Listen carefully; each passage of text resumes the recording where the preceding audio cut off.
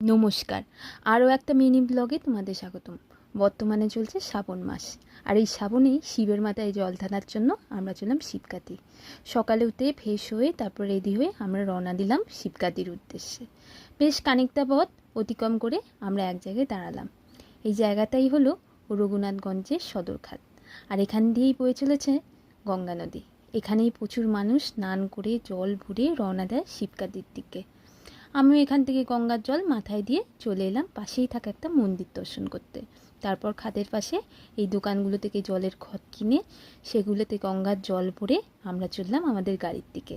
ঝাড়খণ্ড রাজ্যের সাহেবগঞ্জের গুহার বাবা গজেশ্বরের মন্দিরই হলো শিবকাতি, যেটি এখান থেকে প্রায় 105 কিলোমিটার। আর আজকে আমরা এই 105 কিলোমিটার পথই অতিক্রম করছি এই গাড়িতে, যার জন্য লাগবে প্রায় 3.5 ঘন্টা। গাড়িটা বেশ অনেকটা আগে পার্কিং করায় বাকি পথটুকু আমরা যাব পায়ে হেঁটে। প্রচণ্ড রোদ্দুর আর কচিকাচাগুলো থাকায় এখানে একটু দাঁড়িয়ে আবার চললাম মন্দিরের দিকে। অবশেষে পৌঁছালাম মন্দিরের প্রধান দ্বারে।